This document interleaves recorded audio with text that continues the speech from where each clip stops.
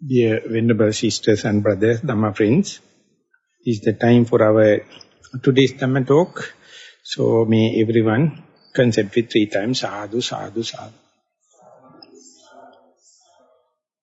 Namo tasse bhagavato arahato samma sambuddhasse namo tasse bhagavato arahato samma sambuddhasse Namo tassa bhagavato arahato samma sambuddhasse Yasmāca ko bhikkhave saññā anattā tasmā ābādāya samvattati naca labbati saññāya evaṃ me saññā hotu evaṃ me saññā mā ahosīti. Dear Dhamma friends, according to this basic discourse the Buddha delivered, namely the Ananta Lakkana Sutta or Panchavaggiya Sutta, we have been now through the series of Dhamma talk, and today we are going to go for the 6th one and 9th one, and then we are now in the area of perception. And gradually we starting from the materiality, the corporeality, and then feelings, and now we have come to the perception. And there also we have taken 2 hours so far, or 2 Dhamma talks so far, to go into the subject of this perception, how it makes infliction, and how much this perfection is not under one's control. Therefore, ultimately it is leading to so much of friction and so much of debates and so much of fighting and sometimes punishments and so much of dispute in the society. And so it is one of the duties of the Buddha to explain how this perception leads to that kind of a very rough, very uncontrollable situation within one's stream of consciousness as well as within the society.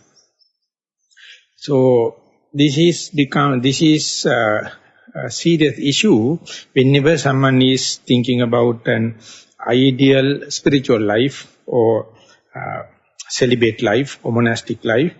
If someone wish not any kind of a dispute, any kind of a misunderstanding, any kind of a fighting each other, friction in the communication, how much one should restrain oneself towards that.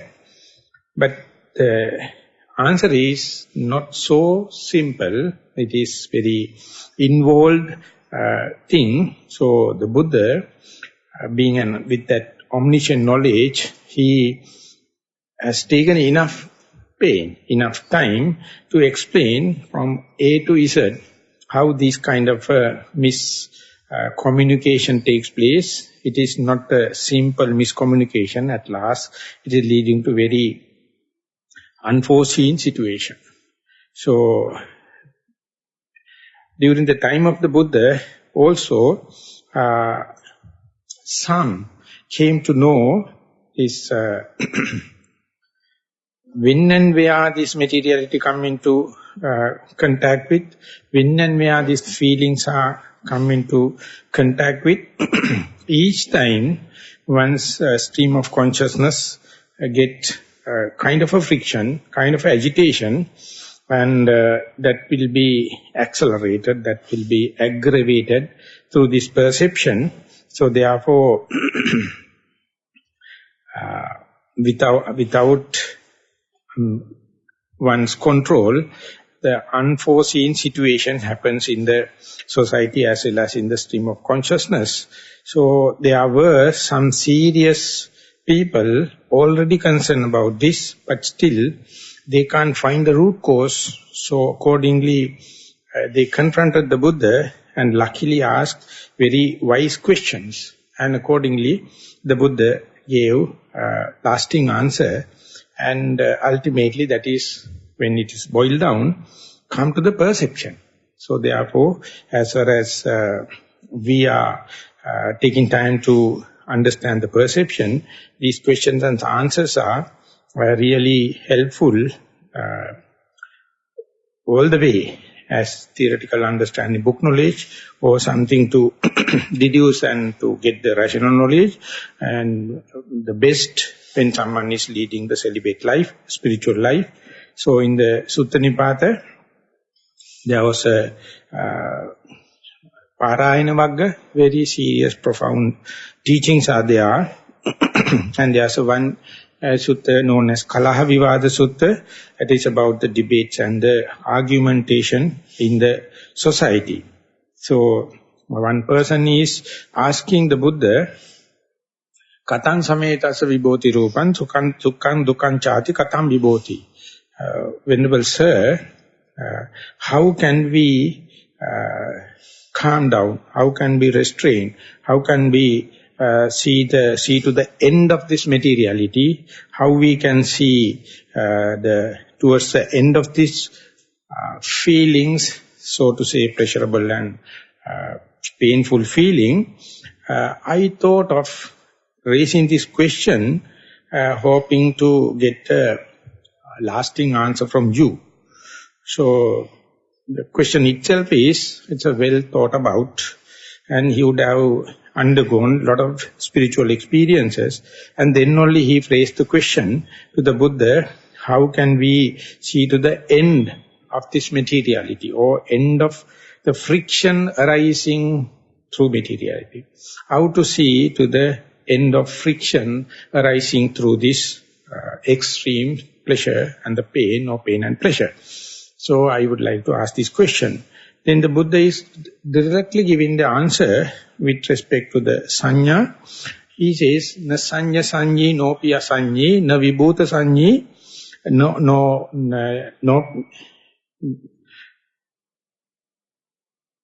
na sanya sanyi, na visanya sanyi, no piya sanyi, na vibhuta sanyi.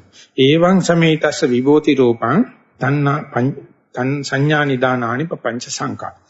So, by listening itself, you see how many times Buddha is referring to the sanya, the perception, in order to get a peace or end of the friction arising from the materiality and the friction arising out of feelings. So, the Buddha says, your perception must be under this prescribed situation under which the friction, the burden of materiality will be finished. The burden of pleasure and pain, duality will be ceased. So that kind of a sanya, that kind of a perception, you must develop, and this is verifiable, experienceable in this very life. Whenever you go to that kind of a perception, you will be free from the friction of the materiality, free from the friction of this pleasure and pain or feelings. So to translate it, whenever you go to that kind of idealistic perception, you are not in the normal perception in the sensuous world. Na sanya sanyi, not in the normal perception. Na visanya sanyi, you are not fainted, or you are not in the abnormal kind of perception. Nopi asanyi, you will not be in the non-materialistic jhanic experiences like nivasanya, nasanya ayatana, akinchanya ayatana, and still there is a kind of a perception. Whenever you reach that kind of a perception, you will definitely experience the friction, the aberration, the problem of all the materiality will ceases to exist. All the duality of pleasure and pain will ceases to exist. He says all these things, friction, the aberration, and all the problem of materiality and perception, the feelings, are based upon the perception that you get, and therefore perceptions are the main cause for you to have these disputes, misunderstanding, miscommunication, and ultimately ending up with debates and all the kind of thing. So that answer was a puzzle That was a kind of it is a riddle, very difficult to get practical interpretation. Because you have to think about that you are not in the common perception like in the sensuous being and in the sensuous world. And say you are what the sentient beings are usually experiencing. You are not visanya, that means you are not in any kind of a abnormal or fainted situation. And you are not in a jhanic absorption like immaterial, but you are very, it's a perceivable perception under which only you can get rid of this, the friction of the materiality and the feeling. So how can we see this definition, this kind of perception, when and where you see the cessation of the in-breath and out-breath, there you may ready to compare that situation. At that moment you are not with the normal perception in your sensuous world. That means you are not you have any feeling about the visual objects, sounds, smell, touch, and even the touch of your breath. So therefore, you are cut off from your senses as well as the sensuous impingements. So therefore, you feel you are little alienated, you are distanced from the day-to-day consciousness. And you are not visanyi, that means you are not fainted or sleep. Therefore, you have to maintain, even though the signs and the shapes and any attribution of the breath is not there, the mindfulness is intact. Therefore, you can experience that very moment. And nopi asanyi, you are not in a jhanic absorption where you are benumbed or you have no inquiring mind, but inquiring mind, the openness, the awakeness also there. And there you can't say there is no perception. There is a perception. That is the perception at which the Buddha says there won't be any friction of materiality, any duality of pain and pleasure. So if someone tries to see the common features of parallelism with this more subtle form of in-breath and out-breath, that you come to a certain amount of kind of perception where you can see no materiality, no pain, no pleasure. So therefore kind of a perception and can our mind, can our consciousness, can our progress, can our mindfulness sustain that kind of a perception without questioning, without falling into sleep, without the feeling bored, without feeling monotonous, without feeling alienated, without feeling fearful. Whenever you familiarize it, when you become aware into that, when you become vigilant into that, that is a kind of spiritual experience even normal human beings can perceive, and there are no much of communication problems, no much of internal agitations, internal perplexity, and when and where someone is familiarizing that kind of a perception, he or she can really understand whenever you are dealing and communicating and speaking and working with other people, how much our mind is in perplexity, agitation. So therefore there is no communication takes place, but whenever the mind becomes calm, along with the materiality and along with the feelings, that is the point Buddha says, it never arise, it never initiate any kind of a friction. This kind of a situation, of course, as I mentioned throughout, you can explain through the cessation of materiality, cessation of the pain and pleasure, or you recognize the no pain, no pleasure situation, and you feel specific kind of a perfect the perception. But the thing is, are we appreciating it? Are we maximizing it? Are we familiarizing it? Are we getting seasoned to it? More and more you to season it, then you see there's a solidity, contentment, satisfaction, and the fulfillment of your consciousness itself. So, when someone is understanding that, going more and more into this kind of a situation, if one is not questioning, if one is not disturbed at that situation, one can get, that is a very deep spiritual situation in this very life, in this very human world, and ultimately that becomes the base for the whole spiritual progress. So therefore, this is a kind of a transitional place, it's a kind of a end of your dive board in the swimming pool. From them only you put a somersault and jump into the water. So when you go there, if you have good moral integrity, and you are sound in your morality, and if your faith is there, you feel kind of a frictionless situation and the contentment.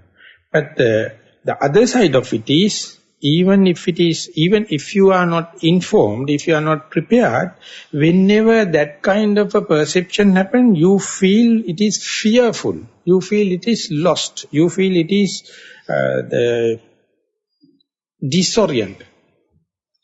So, that is why people are searching for hobbies, reading newspapers, looking at the televisions.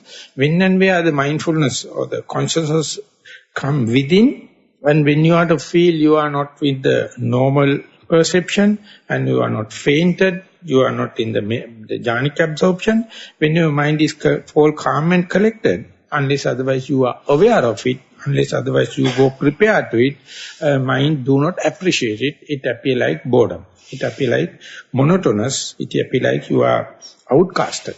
So that is the change. That is the shift of your, shifting of your values and system means has to change not only by meditative experience, but your mindset must be ready to accept this kind of perception when and where it happens, though it is tend to be uncertain and sleepy and kind of thing.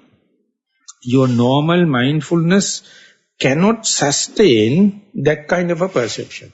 At that time, or towards that kind of a perception, you must have a booster dosage of mindfulness. Then only you can be awakened into that. Then only you can be vigilant to that and diligently aware of that. And then easy for you to understand what the Buddha mentioned, that any materiality arising in stream of consciousness, any feeling arising other than this no pain, no pleasure, any perception arises in the mind, it is a cause for infliction, friction, trouble, turmoils. So your prime duty must be to calm them down to a point where rational mind feels fearful, but spiritual mind is ready to accept it. So when and where you go to that point, if you are not well instructed, if you are not prepared, you feel the fear of freedom. You free from everything, it appears like you are cornered. It appears like you are being, you have been outcasted. So that fear of freedom is the what, in a way, the Buddha has explained as upakilesas. So your rational mind is try to avoid that kind of a situation by opening your eyes, or force breathing, or falling into sleep, or doubting whether it's a good or bad. So there are 1,001 times you have to go there, yet challenging it, ill-treating it, questioning it. So the day your mindset is ready, you will understand the earning of that perception is one thing, the mere appreciation of the very thing is completely different thing. So till that, you have to apply your mind again and again on the trial and error basis. So therefore, that is why the Buddha says, I can let you know, I can teach you the technique of the meditation, but if you are not appreciating the very crux of the result, very crux of the achievement, then what the use of this meditation? That your appreciation plays the role after 50%. So that is why the teaching is, that is why the other Dhamma talks and the discussions and kind of thing, to accept it. So one day, when the Buddha was in his home place, there was yet another Shakyan Brahman, and the elderly person came while the Buddha was taking a break in the midday.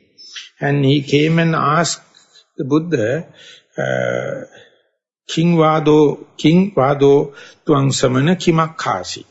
What is your preaching? What do you profess to your disciples? Then the Buddha gave a kind of a long phrase. He says, according to the Buddha, when and where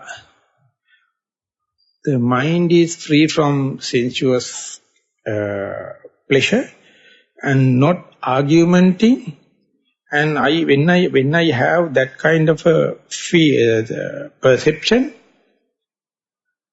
where I never get engaged with the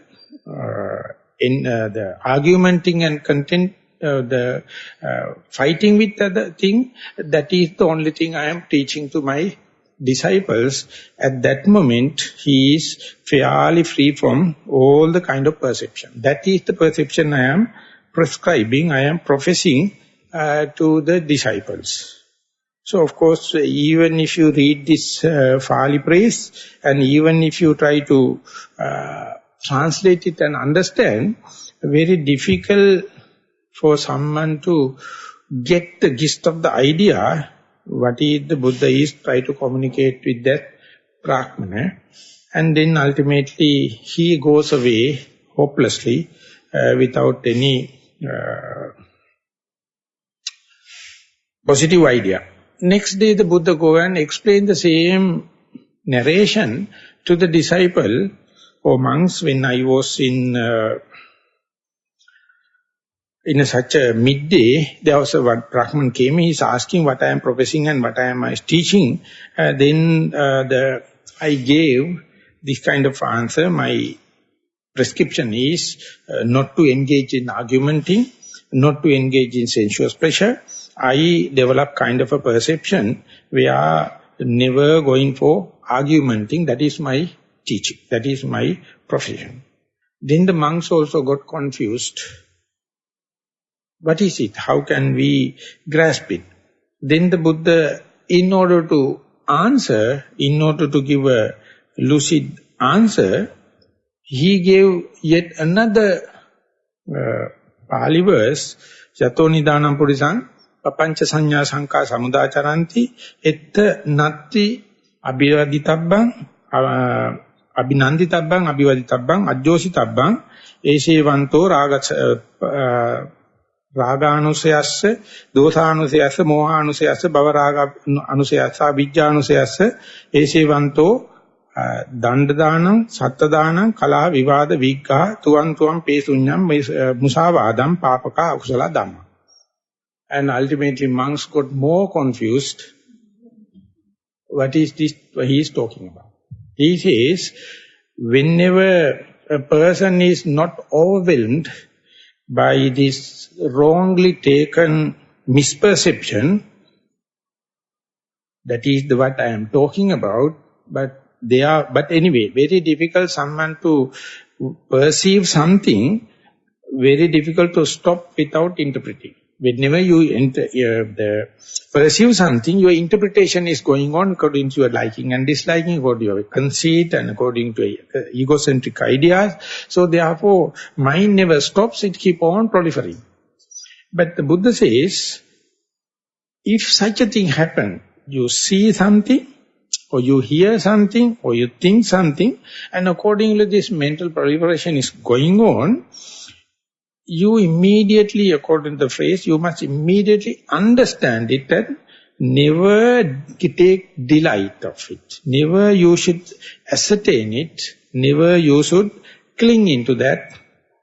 And if you can manage then and there, he said that is the end of underlying tendencies of the desire, underlying tendencies of the hatred, underlying tendencies of the ignorance and continuity of the samsara. Not only that, if you can control when and where you see this mental proliferation,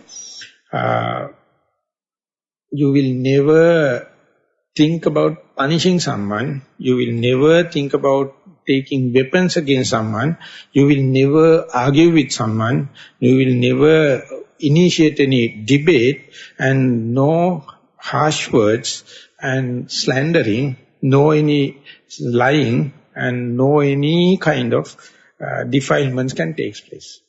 So, but anyway, all the monks got upset or unclear, bewildered with this statement. So ultimately they all, after giving the sermon, the Buddha went back to his dwelling place, and then they go to the Venerable Kottita. He is the one who can give an interpretation. Then they go and ask Bhante. The Buddha came and gave that kind of a narration, and it was not clear for us. And then we asked the explanation. He gave this, and that is also we can't understand. Would you mind to please give us some kind of a practical hint? How can tackle this situation? Then the Maha Kottita is denying, telling that while the Buddha is there, why you are coming to me and asking the interpretation, you would have asked the explanation then and there. But anyway, he says, we had the respect and all the kind of thing, therefore no communication possible with the Buddha. Why don't you give a reconsideration? And then Venerable Kottita is giving yet another clarification on the same thing. Chakkuncha paticca rupecha uppajjati chakku viññānaṁ thina sangati passo passapacchaya vedana yang vedeti tan sanjānāti yang sanjānāti tang vitakketi yang vitakketi the pancha sanya sankha samudacharanti. He says whenever the eye get enamored with the visual object, and if the consciousness also take interest, whenever these three come together, that is what we call the contact. And then whatever you contact in this way, the visual object, the eye, as well as the mind come together, whenever the contact happen, then you can feel it. That is how the phenomena become phenomena connected to you. You start to feel it. And whatever you feel, you try to cognize, you try to perceive, because you feel it is something to be recognized. So therefore you get the shape, the color, the mode, the characteristic, and all the exponents of what you feel. And that is what ultimately leading to think again and again. Not the real thing, not what you perceive, what is the shapes and the color and the manner and the exponents, they are the one you are keep on thinking about. And whenever they are going to think about, ultimately you are overwhelmed by this prolific thinking, and ultimately you easily slip the main object. You easily slip that, easily you forget that you are seeing, instead every mental proliferation keep on going. So therefore when and where you see, when and where you hear, when and where you get the contact, if you are to follow these steps, when and where the contact going to happen, instead of getting attached or instead of getting involved in that, if you can remember now my consciousness is not in the ear, not in the nose, not in the tongue, not in the body, not in the mind, but in the eye.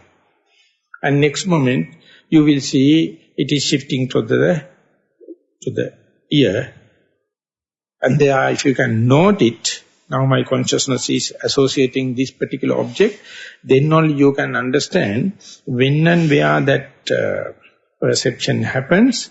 If it is desirable one or undesirable one, your tendency is to give commentaries and think about and apply the mind again and again. Ultimately, you keep on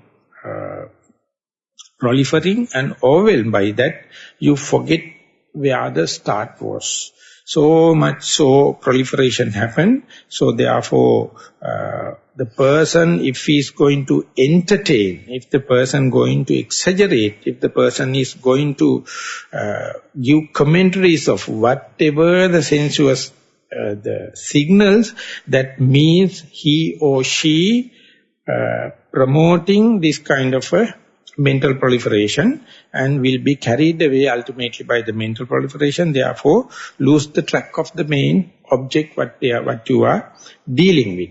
So therefore, how much difficult for the commoner in the street to understand how is the misunderstanding and misperception happens. So how difficult to explain this situation, though it is difficult for the Buddha to communicate with the normal being. So with the help of that phrase, here Venerable Kottita is talking about the eye and the visual object, and the ear and the nose, ear and the sounds, nose and the smell, keep on doing. So as meditators, whenever we take the body and the tactile the sensation, just like in observing the breath and observing the rising and falling, or while in the walking, we can test, we can come to contact with, we can come to familiarity with that particular object. There you can see, for example, when the in and out air column come and strike on your nostrils, you can see if the mind is other directed, you can't feel the breath. If the mind is with the sounds and the thoughts and kind of thing, you complain, I can't feel the breath. But when and where you feel the breath, you never understand, you can't hear, you can't smell, you can't see. Because when the mind come and occupy with this tactile sensation, it has to forego all the other four, and then only it come with the breath. And soon the breath come into face-to-face with,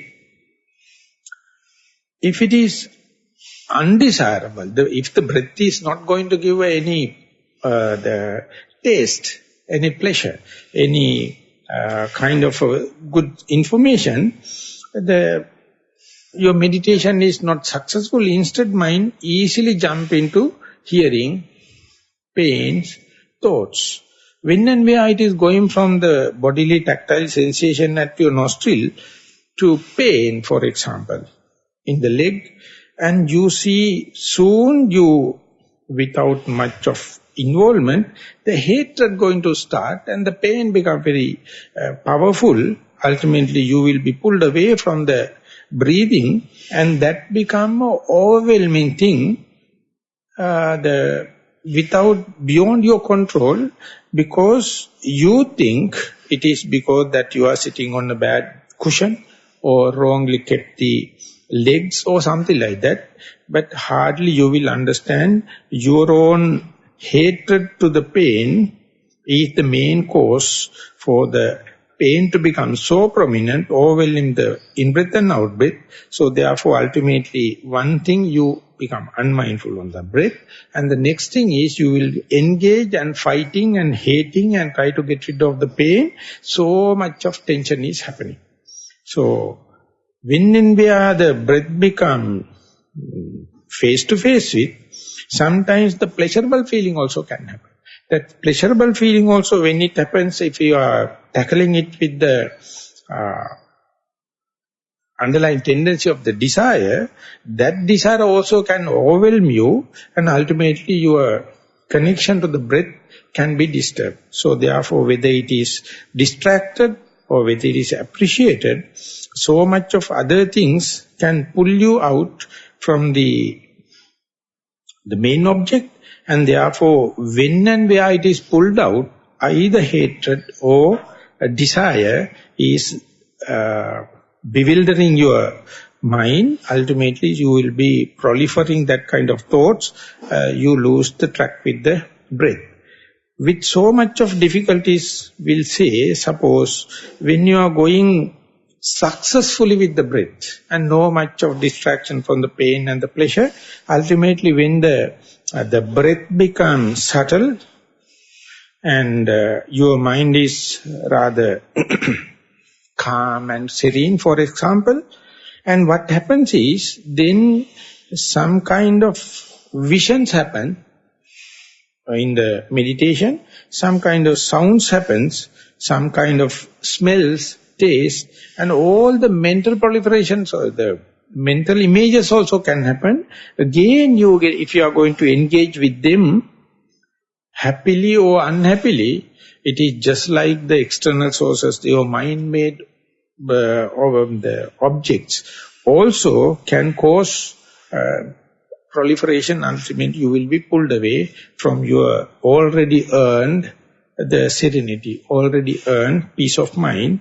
So therefore, not the external sources, but your own internal projections, internal mental figures, everything you must understand. As far as you are going to get delight of them, as far as you are going to get ascertain with them and assume them, as far as you are going to cling them, each and everyone is pulling you from the main object. So therefore, a simple or universal kind of advice you can say, when and where you are going on the meditation, specifically the mindfulness, whatever arising, good or bad, whether it's through the concrete sensation or your mind projections, whatever may be, natural tendency of the mind is to get attached with them or criticize them, analyze them. Is it good or bad? Is it indicating a progress or not?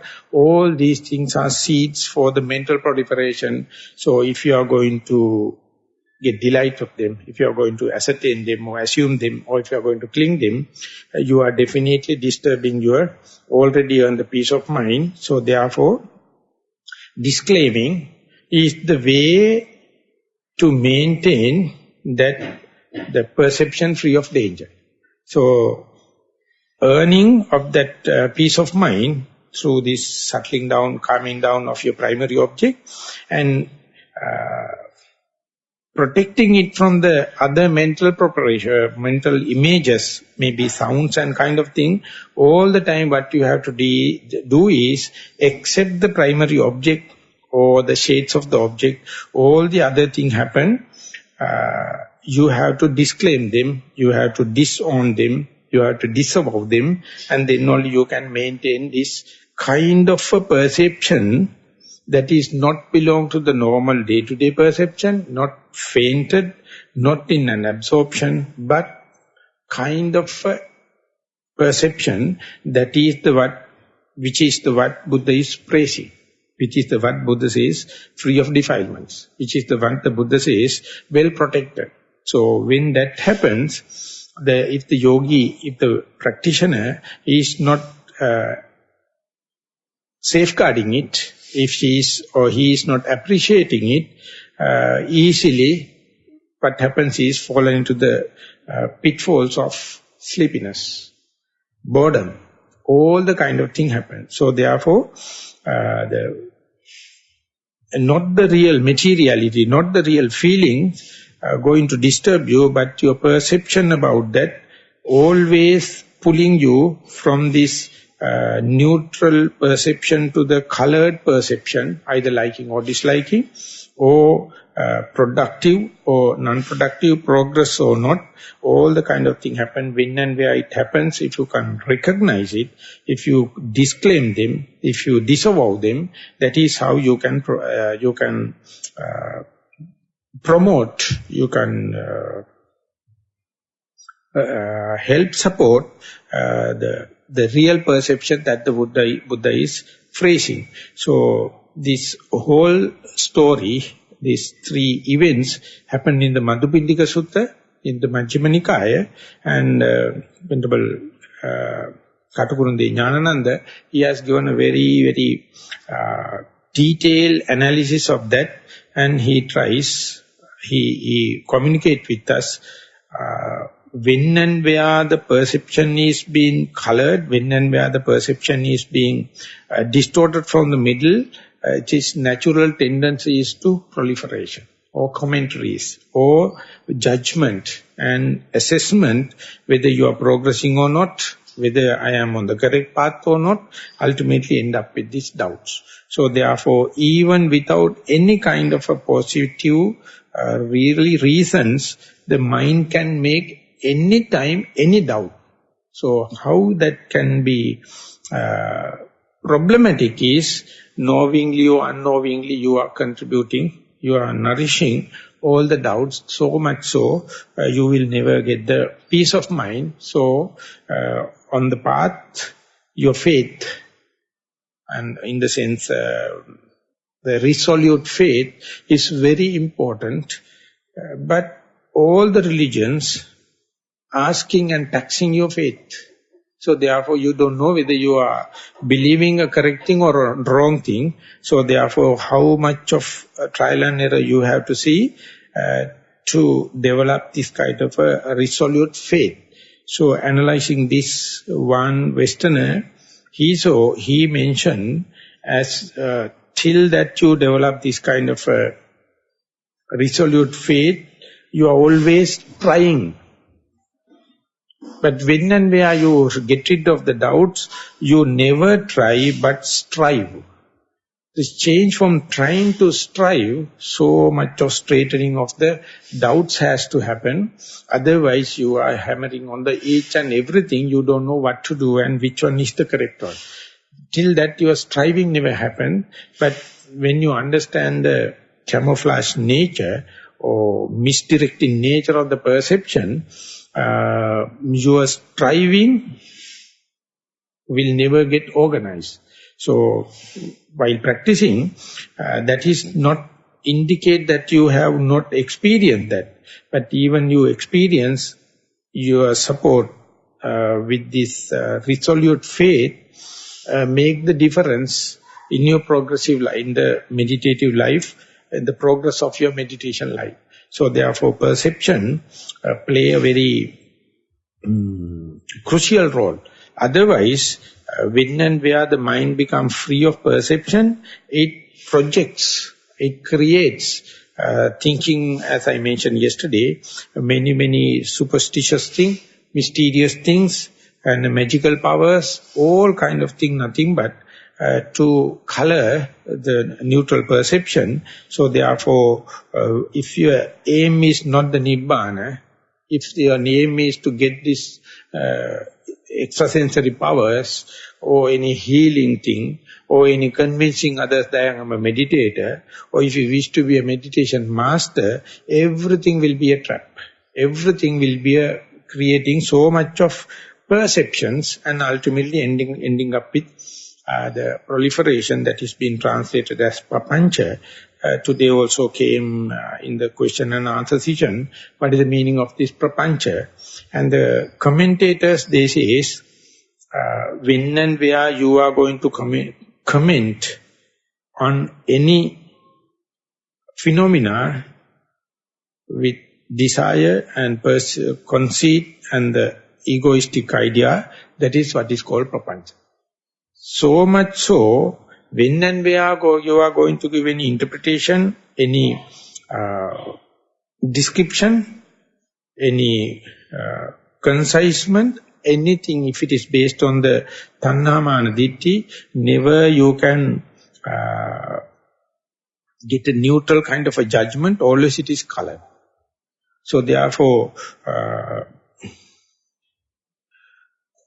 Venerable Pandita, when I was in Burma, he says, when someone is judging on external thing, two parties are having complaint and claims, and if you are the judge, and if your mind is colored with the desire and the conceit and the egoistic, whatever the decision you are going to give, it will never be a justifiable decision because you are biased. So therefore he says, at least the judges must have at least the first jhana or second jhana.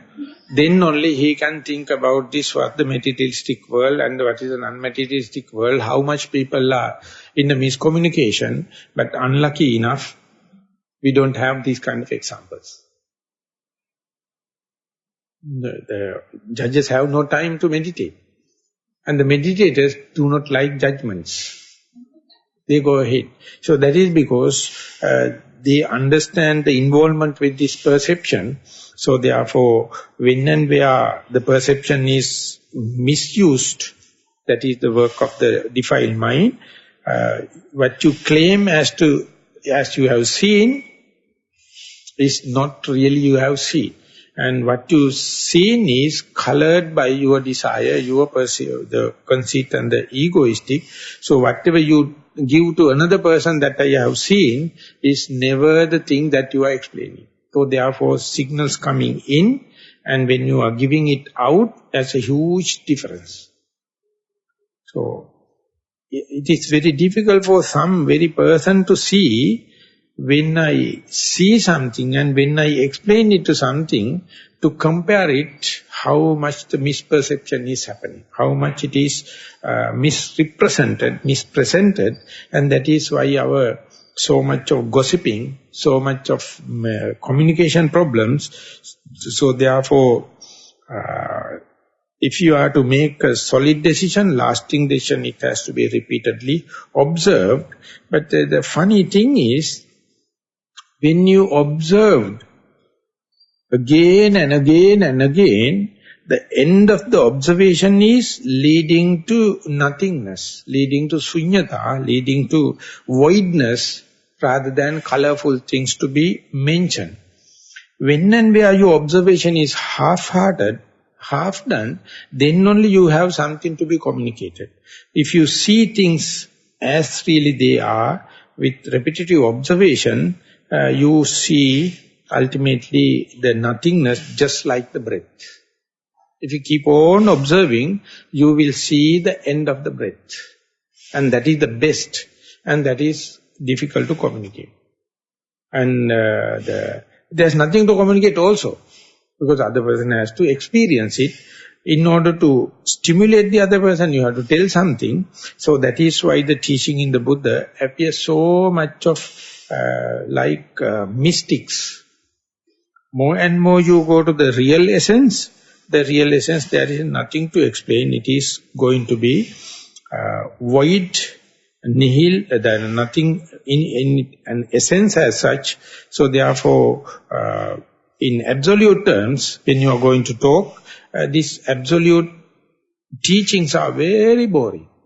Absolute teachings are not digestible, not palatable. So therefore, that may be the first reason, whenever once the Buddha got the full enlightenment, he refused to teach others. Because no one can understand, because what he is going to teach is not attractive for the sensuous beings. And he refused to express it, but according to the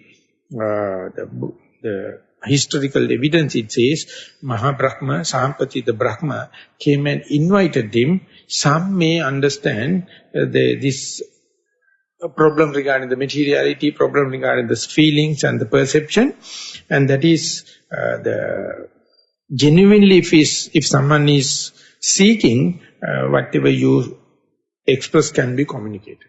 Otherwise, very difficult, specifically due to this varietal shapes of this perception. So the only way out is, once you perceive, don't rush to a decision, don't rush to the interpretations, don't rush to attract them or distract them, but try your best to patiently see again and again and again. Even if you are observing the in-breath and out-breath, or rising and falling, or left and the right of the legs, you have to do repetitively. The tricky situation is, we'll say that you have gone to the first Magga Jnana. You are going to get a special kind of a sensation. It's like it's a peak experience. And you have to communicate it with your teacher, or you have to communicate with others. Something happened special. But how to communicate? You are trying your best with your vocabulary and kind of thing, but the other party can't perceive it. So, the best answer or best safety answer is, advise he or she to let it happen again and again and again. When that happens only, when someone is having that mastery to go there and come back frequently, then only he or she can understand whether there's a permanent changes happen in the mind. So therefore, repetitive application. Yet another problem. When you are contemplating and applying, if the mind is going for the second jhana, how do you discriminate whether you are repetiting of the first jhana or you are going to the second jhana? No one can answer. The person, if he is self-esteemed and overestimating, definitely he will show repetitive of the first jhana itself as the second jhana. If you are underestimating, while you are fighting, you may be going to the second jhana, but still you may consider it as a first jhana. So, everyone thinks the teachers have special machine or meter to tell, just like the blood count or the platelet counts. You are in the first jhana, second jhana, third jhana. Because it's a very crucial thing as far as the meditator is concerned. But how the hell you can communicate it? And what is the way out? Only thing is, na abhinanditabbang, na abhivaditabbang, na ajjosetabbang. You must never get delight of it. You must never assume as that. You must never cling into that. Let it happen again, again and again. And even the Mahasi Sayadaw, he mentioned the Sotapanna Phala, Magga Jnana and Sakadagami Magga Jnana is almost equal. Because Sotapanna is a very great breakthrough for the first time. You go to cut off the bondages ever. And the second, you are weakening another two, but not cut off. So therefore experientially exactly the same. But the third one, you cut off two permanently, and there's a big difference. And the last one, from Anagama to the Sakada Arahat, 5 fetters you cut off, then it's a big issue. So likewise, the measuring and perceiving, even if you perceive this fruit and the path and fruition knowledge, the perception problem is there. And if someone going to claim that I have gone this and that, definitely it is not. They are claiming without any experience. They have,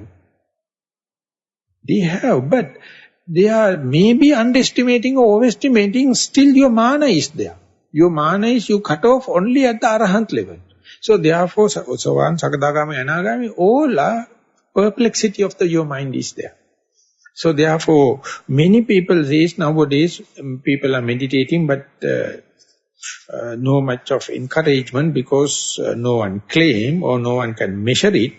And therefore, Buddha's time, Buddha was there to reflect about and give a declaration and the convocation that you are so and so. But now it is not there. But this sanya, when you are studying deeply, you say, even if it has happened or not, even if you are going to get the peak experience, if you are not going to get delight of that, if you are not going to get not going to assume that, if you are not going to cling that, is repetitively happening, you feel the frictionless part. You feel in the day-to-day life, no much of friction, so you can do. But you can't claim. If you claim, and if it is wrong, what happened is, no sooner, you will doubt yourself. And for the monks, it is challenging their own virtues also. If they are claiming wrongly and going to get the, the favor of the other lay people, that is not done. So lay people they have no that kind of guilt, but still misperception or misassessment always can happen. So, but as far as the materialistic, sensuous kind of achievements are concerned, that is measurable, comparable, and that is how it is promoting and provoking the conceit. But more and more you go to the spiritual achievement, there is no chance for you to develop the conceit. If it is happening, always you have to understand it has done a bad than a good. So assessment is you have to consider as a devil. It is the one going to give so much of mental proliferation, and you get engulfed into that. Ultimately, you are not in the present moment. So therefore, sanya, even if you become sotapan, even if you become sakadagami, even if you become arahagami, sanya never lose the grip. Still you are in the grip, because mental proliferation can happen, and your mana, the conceit is waiting, and the perplexity, uddhacha, still is waiting. So therefore, some teachers, they say, at the sotapan level, you get rid of kamaraga. Kamaraga means sensuous pleasure. But ruparaga is the shade of the kamaraga. A perplexed mind can understand the ruparaga, exaggerate ruparaga as kamaraga. And then again that particular person can entertain doubts. Whether I am really lost the kamaraga, or is the shade of kamaraga, that is ruparaga, is exaggerated as kamaraga. And vyapada is the hatred. But even the hatred gone, aruparaga is waiting. It's a shade of the hatred. So, perplexed mind understand this aruparaga as vyapada, and then sometimes you entertain doubts and feel guilty. Why this kind of vyapada can come into me? And little bit of sensuous pleasure sometimes appear like a sexual pleasure among the meditators. So when it happens, they feel so desperate. What is this? Little bit of anger can be exaggerated, overwhelmed, and you will be inundated, and you will be making unwanted self-criticism if you do not know the game of the perception. Perceptions are such, it is proliferating out of a little fraction, little bit, and ultimately you will overwhelm it. The Buddha gave a very, very nice example. He says, when you are planting a fig tree, in Pal, Sinhala we call nuga, its seed is very tiny one, just like a sesame seed or mustard seed. And then the shoot is coming out. And when the shoot is coming out, that we call the stem. And then by spreading, once it becomes well-established tree, there are some suckers starting from top to the down to get the more land area. Ultimately, the downgrowth suckers are growing, covering the upward going stem. After a while, you can't discriminate which is growing, which has already grown up, which has come down as the suckers. They are mixed up. Ultimately, you lose the sight of the real stem. You misunderstand the downward growing suckers as the representative of the main stem. That is what the Buddha give an example. When and where this misperception, when and where this mental proliferation, when and where proliferating with this tiny particle of the experience, ultimately once you overwhelm, you will be completely cut off from the things as they are. So therefore, you have to doubt or you have to repetitively apply again and again. So therefore, even a spiritual attainment happens, even someone come and complain to you, even you going to complain, you have to understand there may be certain amount of misunderstanding there. So you will never, under such circumstances, proclaim what I said is the truth, all the rest of it false. These are the adamant kind of statements. Buddha says, when and where you understand Dhamma deep and the perception, you will never go claim, what I tell is the truth, the rest of the others are wrong. The day you going to say it, you are spiritually completely bankruptcy. You must understand what you know may or may not be the truth. Outside also may or may not be the truth. So therefore, for the certainty, you can't say. The Buddha says that when a person is drawing conclusions, he go five criterion: saddha, ruchi, akara parivitaka, ditti nijjana khanti. Saddha, ruchi, anussava, ditti nijjana khanti, akara parivitaka. People decide by their faith. They think that whatever coming within the faith is truth, and which is beyond is heretics. But the Buddha says there's a gap, there's a criticism, there's a wrong foundation in it. His omniscient knowledge, he says, what you selected as within the faith may not be having the truth. Instead, truth may be living aside where you have rejected as a heretics. So therefore, faith is not unquestionable, it is questionable. And the second thing he says, you may decide by your desire. What I desire is the truth, it is the benevolent thing. But I am not cannot be benevolent, but the Buddha says, what you desire may be malevolent, what you rejected may be beneficial. So therefore, desire is also questionable. And then he says, what you listen from your teacher or the holy books, then still he says, what the holy book says may be wrong. The truth may be lying, aside what the holy book says. So therefore, the listening also he doubt. And next he thinks, argumentation. He says, what you win by your argumenting, you claim it is contain the truth. But the Buddha says, even if you win by argumentation, what you won may be a false. What you rejected by argumenting may carry the truth. That is very true if you listen to the Hansard book in the parliament. Whatever they are arguing and proving is false.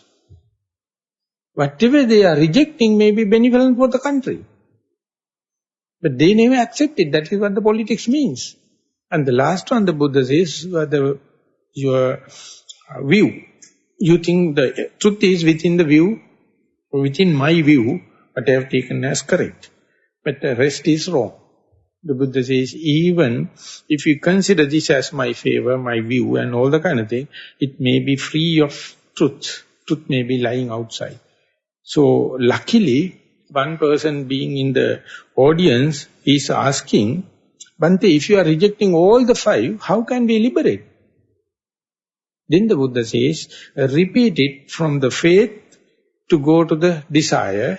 Test it again with the desire, test it again with the book, test it again with the argumenting, test it again with the your view, and again put back to the desire. You have to rotate again and again. He give a very nice path through these already rejected fightings. So that is you find in the Chanki Sutta, in the Majjhima Nikaya, and there you find when and where you assume, when and where you think this is the truth and rest of the wrong, rest is wrong, that is the bankruptcy in the spiritual path. I would say this is the bankruptcy in the vipassana way.